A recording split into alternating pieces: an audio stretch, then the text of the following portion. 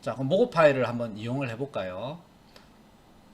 자, 이번에는 또 내보내기 여기다가 합성용 또는 모급용이라고 이름을 지어보겠습니다. 모급용 이렇게 해가지고 저장했어요. 자, 이번에는 어떻게 다시 또 출판 품질로 들어갔는데 이대로 할 겁니다. 그냥 페이지 그리고 마찬가지로 얘는 체크하지 말고, 그래서 내보내기 해주게 되면 이런 건 상당히 이제 모급할 때만 쓰지 일반적으로는 쓰지 않는 방식이죠. 이렇게 해서 내보내게 되면 어떻게 됩니까? 페이지들이 다 따로따로 이렇게 만들어지게 되죠. 요 페이지 따로, 요 페이지 따로. 일반적으로는 이렇게 만들 일이 없죠. 장난치는 것도 아니고 이렇게 봐가지고 이게 리플렛인지 뭔지 어떻게 알겠어요. 그렇지만 목업으로 쓰기 위해서는 이렇게 해줘야지만 되겠다라는 겁니다. 그래서 이거를 포토샵에서 열면 하나하나 따로따로 페이지가 되니까 그것을 목업 파일에 쓸 수가 있는 거죠. 자, 그럼 이렇게 만들어진 PDF 파일을 포토샵에서 열어주면 됩니다. 그래서 포토샵에서 열기 해서 열어도 되고, 아니면 얘 자체를 보통 이렇게 된 애들은 더블 클릭하면 어떻게 돼요? 자기가 지정된 파일에서 보통 열리게 되죠. 그래서 뭐 아크로벳이 깔려 있으면 아크로벳에서 열릴 것이고, 아니면 뭐 크롬이나 엣지에서 보통 열리거나 뭐 그렇게 되겠죠. 그래서 이거를 포토샵에서 열고 싶으면은 잡고 포토샵 아이콘 위에다 올려놔도 돼요. 이렇게 되면 포토샵에서 열어 이렇게 되니까 포토샵에서 파일 오픈 하는 거랑 똑같은 겁니다. 이렇게 탁 해주면 포토샵에서 열리는 거죠. 자, 이때 열릴 때 어떻게 돼 있어요? 이렇게 페이지들을 각각 이렇게 하나 이렇게 돼 있기 때문에 만약에 이렇게 항상 열면은 요거 하나만 열리게 되는 겁니다. 그래서 Shift 누르고 얘네들을 전부 다 선택해서 이걸 싹 다 열어 이렇게 해줘야 될 것이고, 그 다음에 제일 중요한 거는 여기 보면 크롭 to 되어 있는 건데, 아마 기본 값으로 여러분들이 지금 여러분 컴퓨터는 다른 사람들이 작업을 했기 때문에 미디어 박스라고 되어 있을 텐데, 포토샵을 처음 설치했거나 전혀 손대지 않았다면 이렇게 바운딩 박스라고 되어 있을 거거든요. 이렇게 되면 상당히 문제가 생깁니다. 어떤 문제가 생기냐 그러면 이렇게 됐을 때 봐봐요. 각각의 도큐멘트를 찍어보면 사이즈가 다 다른 거를 알 수가 있습니다. 얘는 보니까 사이즈가 95에 199, 얘는 43에 107, 얘는 찍으니까 59에 135. 왜 이런 현상이 생길까요? 여기서는 우리가 인디자인으로 만들 때 바탕에다가 굳이 박스 만들어서 흰색을 안 채워 넣어줬잖아요. 그렇게 되게 되면 그 부분은 포토샵에 열었을 때 투명 레이어가 되는 겁니다. 근데 투명 레이어가 되는데 픽셀이 없으면은 그냥 투명한 부분은 잘라 먹어요. 이렇게 되게 되면. 그러니까는 어떻게 된다는 얘기예요. 여백 없이 딱 이미지 있는 부분만 열어줄게 이 말이 되는 거죠. 그러니까 사이즈들이 다 제각각이 돼버리는 겁니다. 예를 들어서 얘 한번 열어볼까요? 어떤 일이 생기는지 열어봅시다. 이렇게 열었더니 어때요? 사이즈가 이상합니다. 원래는 얘가 어떻게 돼 있었어요? 리플렛이 이만하게 이렇게 돼 있었거든요. 이만하게. 원래 거 봐봐. 어떻게 돼? 이만큼 공간이 다 있죠? 근데 어떻게 됐어? 이만큼 딱 잘라먹고 이만큼 잘라먹고 이미지까지 그냥 딱 잘라서 나와버렸잖아요. 이렇게 되면 곤란하다, 그죠? 우리가 원래 했던 사이즈도 아닐 뿐더러 레이아웃이 완전히 달라져 버렸잖아요. 그래서 이렇게 되면 안 되고 어떻게 해서 열어줘야 되겠어요? 다시 해볼까?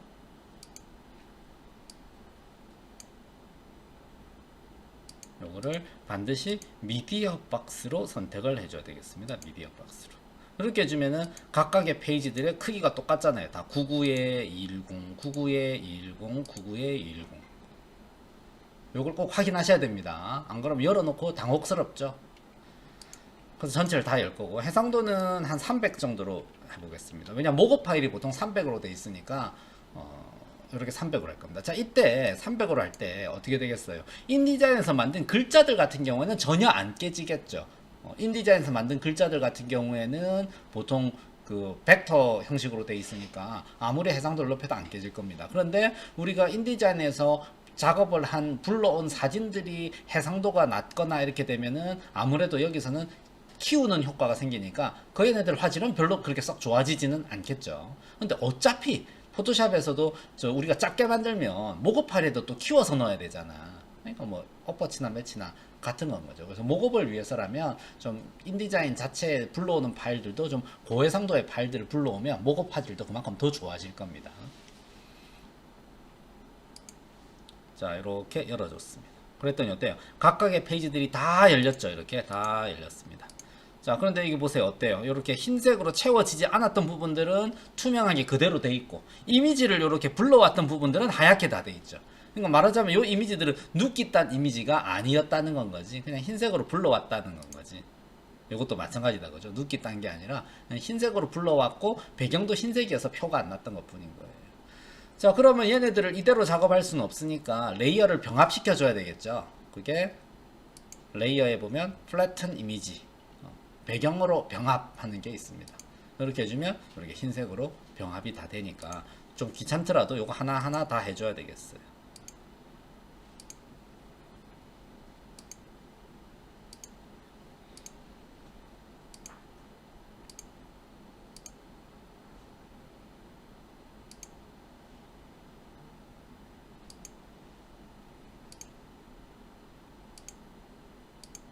이렇게 해서 병합이 다 됐습니다.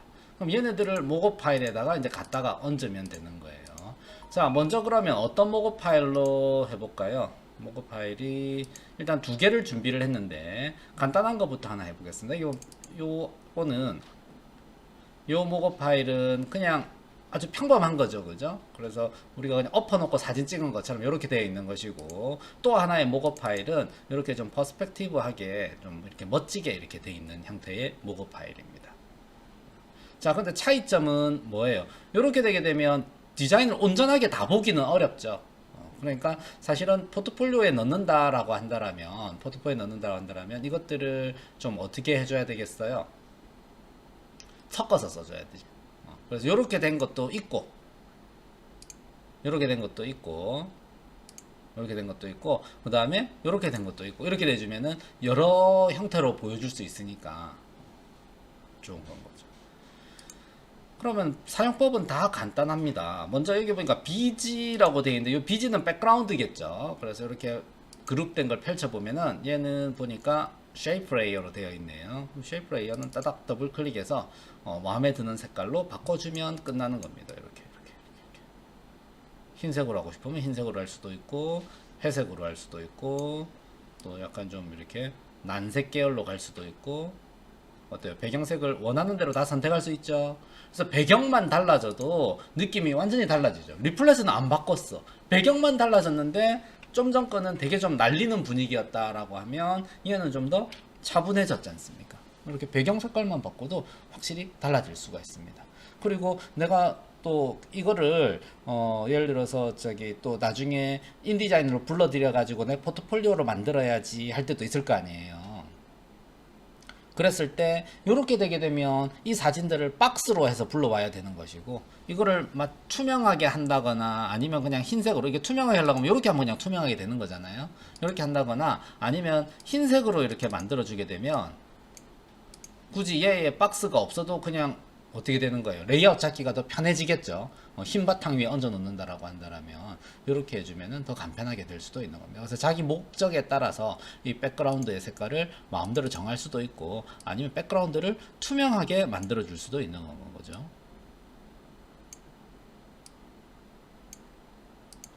이렇게 배경색을 정해줄 수가 있는 겁니다. 아주 자유롭게 정해줄 수 있는 거죠.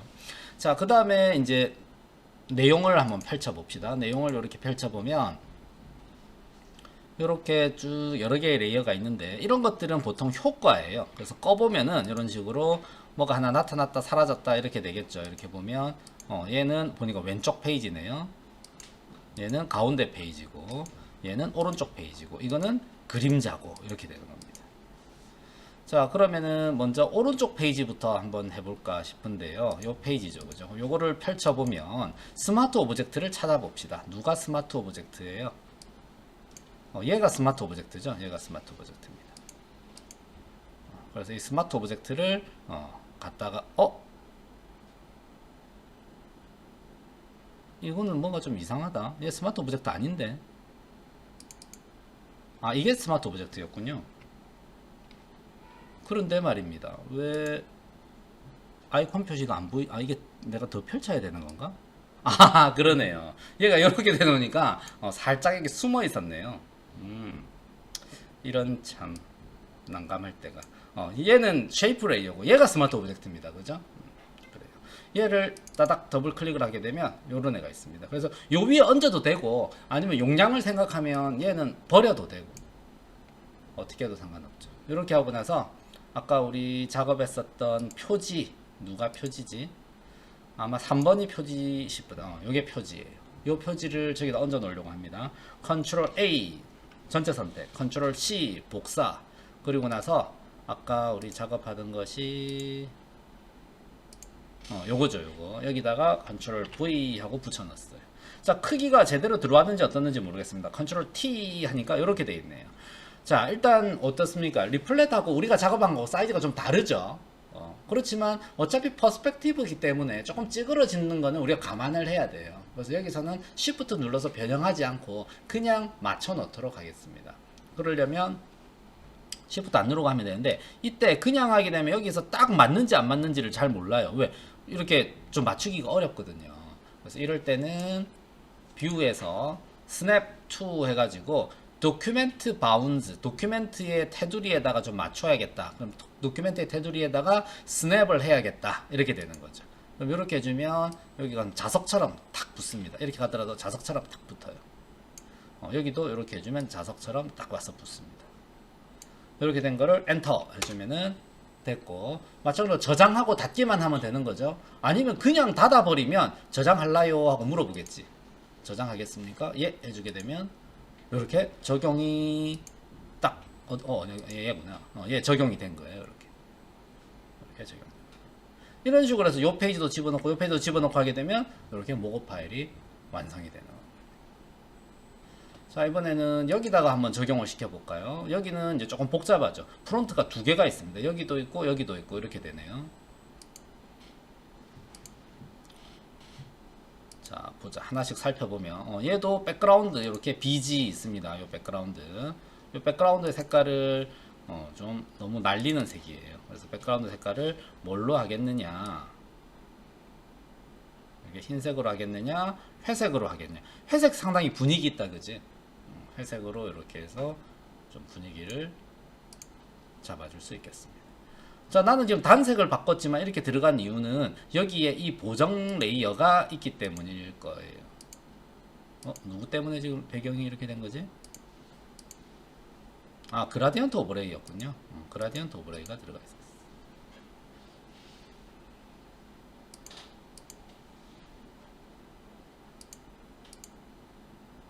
이렇게 그라디언트 오버레이가 들어가 있었습니다.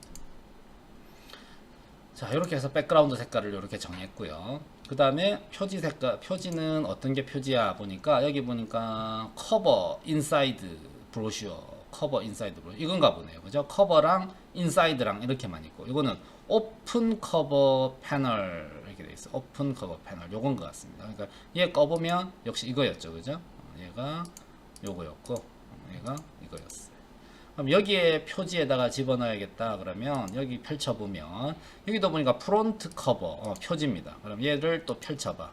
그러면은 목업 들어간 애는 여기에 있죠. 여기 있습니다. 그럼 이거를 따닥 더블 클릭을 하면 이렇게 나와 있죠. 여기다가 아까 우리 한 거를 다시 붙여 넣겠습니다. 어디 갔어? 아까 작업한 거 3번 컨트롤 C 여기 어디 갔니? 컨트롤 V, 컨트롤 T 해보면 또 좀 줄여줘야 되겠죠. 이때 이 아까 우리가 했었던 그 도큐멘트 바운스 돼 있었던 거 있잖아요. 그거 다시 해줘요. 할 때마다 해줘야 되더라고. 귀찮고로. 이거 이렇게 해주면 또 딱 붙죠. 딱 붙죠. 엔터 해주고 저장하고 닫아버립니다. 그러면 이렇게 적용이 들어가죠. 여기다 놓고 싶으면 또 어떻게 해줘야 돼? 여기가 아니라 다른 데 가야 되죠. 여기 가야 되죠. 여기 와서 표지 누구니? 표지 누구야? 표지 나와. 이거 아니고 얘가 표지네요. 얘가 이거 펼쳐서 여기에다가 또 따닥 더블 클릭 해가지고 여기다가 컨트롤 V 하고 넣은 다음에 이건 미리 할까? View Snap to Document Bounds 해주고 딱 붙여줍니다. 저장하고 닫아주면 이렇게 들어가지는 거죠. 그러니까 이런 식으로 내가 작업한 것들을 넣을 수 있고 또 배경 색깔도 바꿀 수 있고 원한다면 아예 투명하게 한다거나 할 수도 있는 거고 백그라운드를 꺼버리면 투명하게 되는 거죠. 그래놓고 여기 이게 이제 만약에 그 팜플렛 같은데 저기 우리가 만드는 포트폴리오 같은 데다가 합성을 한다고 한번 생각을 해보세요. 그러면은 여기에다가 그냥 흰색이 이렇게 깔릴 거 아니야. 이런 느낌도 괜찮죠, 그죠? 물론 이 리플렛 자체가 흰색이기 때문에 흰색 위에 흰색 들어가면 좀 잘 안 보이는 거는 있을 거야.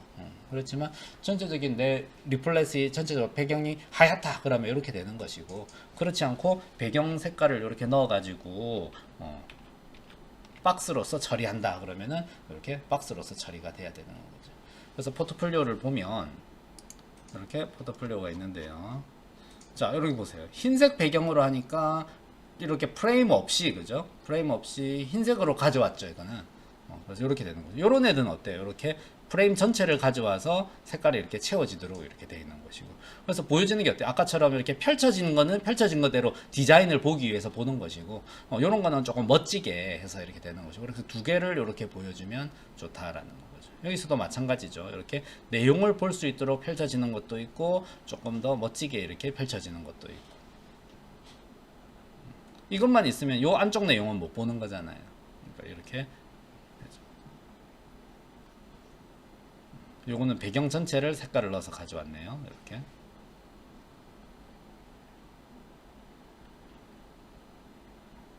요거는 배경 전체를 색깔 넣어서 가져올 수도 있고, 아니면 이거를 투명하게 가져온 다음에 그 인디자인에서 백그라운드 상자 색깔을 넣어줘도 되는 건 거죠. 그렇죠? 어떻게 해도 뭐 무방하겠습니다. 이런 식으로 해서 이렇게 올려놨어요. 그럼 이게 뭔지 리플렛인 줄 모르면은 이게 무슨 화면이 이렇게 막 잘리다가 말았어 이런 데는 뭐 이상하게 이렇게 뭐 잘려 있냐, 이게 이상하게 생각하겠죠. 그래서 여기에다가 좀 그림자도 넣어주고 이렇게 하면서 발전을 한 거야. 그래서 이게 리플렛입니다. 실제로라면 만들어서 제작한 다음에 조명 주고 색지 깔아가지고 사진까지 찍어야 되는 상당히 번거로운 작업을 모급 파일이라고 하는 것이 있음으로 인해 가지고 엄청 편리하게 이제 할 수 있는 거죠. 그래서 여러분들의 나중 최종 그 작업들도 이런 식으로 포트폴리오가 만들어져야 되겠습니다. 그래서 모급 파일 만드는 방법들을 했고요. 이런 것들은 여러분들이 인터넷에서 찾으면은요, 유료도 있고 무료도 있으니까 발품 팔아서 많이 찾으면 또 남들보다 좋은 모급들을 찾게 되면 그것도 또 경쟁력이 될 수가 있는 겁니다. 그래서 모급 파일들을 틈틈이 이렇게 검색하면서 한번 찾아보세요. 검색하는 방법은요, 아무래도 외국 사이트들이 많기 때문에 구글에서 찾으면 좀 좋아요. 그래서 이런 식으로 검색을 하면은 뭐 예를 들면 목업 PSD 프리 팜플렛 혹은 목업 PSD 프리 뭐 리플렛 이런 식으로 검색을 하게 되면, 혹은 뭐 매거진 이런 식으로 검색을 하게 되면 많은 것들이 나옵니다. 이렇게나 많죠. 그래서 이 많은 것들 중에서 이렇게 좀 공짜로 잘 주는 데들이 있어요. 그런 데서 여기 보면 유료하고 무료하고 막 잘 섞여 있기 때문에 그런 것들을 잘 찾아서 해줘야 됩니다. 이런 것도 있고 이런 것도 있다, 그제? 이렇게 목업들이 많아요. 여기 티셔츠 안에 들어가는 목업도 있고요. 이런 것처럼 돼 있는 것도 있고. 근데 이런 것들이 진짜 무료인지는 모르겠어요. 어떤 것들은 정말 무료인 것들도 있고, 또 어떤 것들은 뭐 회원가입 해가지고 이메일 주소를 줘야 주는 것도 있고, 어떤 것들은 돈 내라 하는 것도 있고, 그래서 정말 뭐 다양하게 많이 있습니다. 그래서 좀 발품 팔아서 많이 찾아보면은 될 거예요. 어떤 것들은 보니까 광고를 봐야 또 뭐 다운로드 받을 수 있는 것도 있고요. 이거 보니까 또 뭐 회원 가입해라는 건가 보다. 그러니까 등록을 하면 뭐 이것도 또 줄 수도 있고 안 줄 수도 있고, 그래서 잘못하면 낚일 수도 있는 거고, 그죠? 그래서 전에 보니까 보통 이렇게 해서 회원 가입하면은 또 주기는 주더라. 메일로 이렇게 보내주더라고요. 뭐 다양한 사이트들이 있으니까 이런 것들을 이용해서 좀 괜찮은 목업들을 많이 확보해 두면 좋겠죠. 네. 자, 여기까지 하고 그러면 또 마치도록 하겠습니다.